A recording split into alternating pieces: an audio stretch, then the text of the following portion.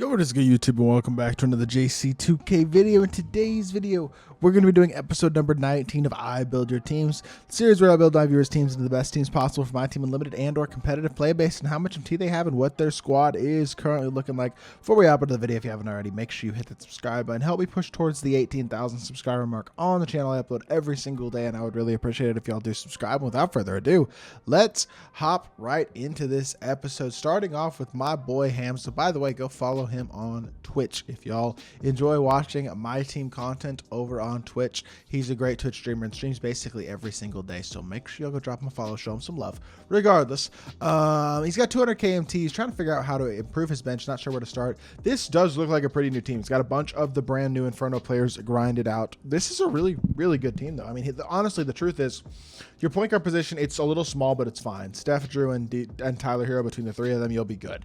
Clyde Drexler, I actually really like at the two. AK is great. Paulo can play the four at a very high level. Dikembe and Mitchell Robinson is a fine center duo, honestly, as well. Although you could get an upgrade at the center position. I think that Aiton card, 100 multiplayer rebounds, you got to be probably pretty close to it anyway. He's better than Mitchell Robinson. I would just throw him in there instead. That'll solve your backup center for now. That leaves you with backup shooting guard, small forward, power forward to account for. I just don't think the Suggs-Wagner duo, unless you're running the point guard, shooting guard, are really all that worth using. At shooting guard, small forward, I just don't like it as much. Jarris Walker's a good card as well, but I think he is more of a small forward than he is a power forward. I might just slide him over to the two, to be honest. Or sorry, to the three, and then you would need a 2 and a 4 with about 200k. If you sell Wagner, I guess that'll put you, yeah, you're going to have about 200k regardless. This is where you can buy one expensive guy or a couple of cheaper options. I mean, part of my thought process, honestly, is James Jones or Nick Young as a 2 off the bench so that you have a shot creator. Like somebody like that next to Drew Holiday, Jarris Walker, 2 really good versatile defenders. Somebody like that at the 2 kind of makes sense to me. Otherwise, Ron Artest is your more expensive option. At the 4, I mean, honestly, the problem with the 4 is like you kind of need... I mean, Chet Holmgren, obviously. It's Chet Holmgren. It's the other free power forward, Thurl Bailey. Like, those are the 2 guys right now. Both those guys are free wings or free power forward wings who are really good cards. And I just almost think temporarily, I guess maybe an evolved Kenyon Martin is an option. But that's not, I don't think Kenyon Martin is quite an unlimited caliber card at this point. So, depends if you're trying to go in unlimited and get Thurl Bailey on a no money spent account or what your plan is with the account, to be honest. But as a whole, it's a really good team. Just need a few changes, like I said. And hopefully I helped a little bit. Second squad comes in from Hawas fan club. He has 1 million MTs, no money spent except for getting Pro Pass Jimmy because he's a Heat fan, and honestly that's totally valid. Already finished the T-Mac grind, it looks like, or pulled him unsellable, one of the 2, but I think already finished it. Very impressive, honestly. Steph, Jimmy, T-Mac, Chet, and Dikembe is a good starting lineup. I actually know he must have pulled an unsellable T-Mac or something, because I don't see the rest of the cards in the T-Mac set, and if he had the rest of the cards in the T-Mac set, I don't know. Regardless, RJ Barrett, Patrick Ewing are the only 2 cards on your bench that at this point I love. With 1 million MT especially, like, I know you're no money spent, but that's enough MT. I guess that Suggs-Wagner duo is usable, but there's just, to me, it's like, what I would do is I would slide RJ to the 2, I'd slide Rodman to the 3, and then I would pick somebody up for the 4, and I'd pick somebody up for the 1. At the 4, I would probably realistically pick up either Kwame Brown or Paulo Banchero. And at the 1, I would pick up somebody bigger and more versatile. Probably you could evolve D'Angelo Russell would be a good option. At the point guard position, honestly, in terms of value, Tyler Hero is an okay option. Penny Hardaway's just, he at this point, it's like you'd have to lock him in, and that might be tough to do. So probably not worth using there. Luka's a little too expensive, but Luka's an incredible card. You could consider him.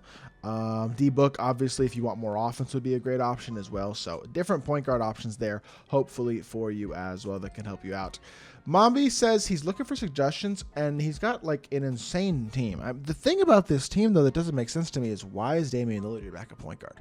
Like, that's the main thing on the squad that just doesn't make sense. When you have a team like this with as much MT as you do, why is Damian Lillard your backup point guard? Why do you not have Devin Booker? I don't get it, especially with a defense that actually is really complete and really versatile off the bench.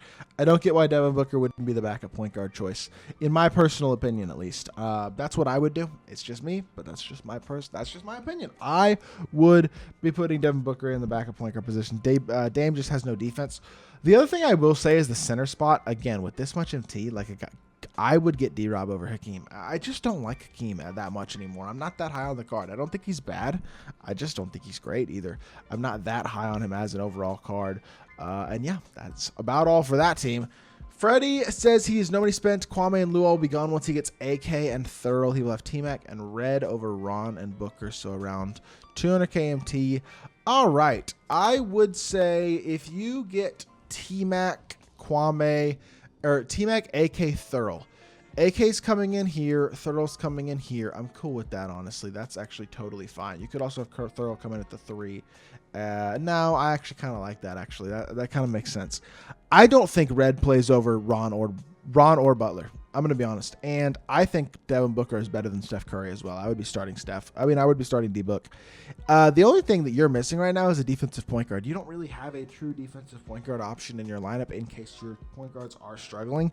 And I think that might be your biggest issue. Honestly, at the same time, once you get AK and Thorough, this is the type of team where it's just don't make significant changes because you don't have the MT to be throwing around and trying to make a significant change. And we certainly have a bunch of good content that will be coming in the near future, I'm sure. So I would just wait and see on that for right now, and just use the guys that you're getting for free. So Gunshi, 400k, Steph, T-Mac, Book, are the sellable guys, I should say. He's 20 blocks away from Chet, and Thorough will be home soon as well. Okay, Twin Chet is, when you get Chet, I would start him at power forward next to D-Rob at center.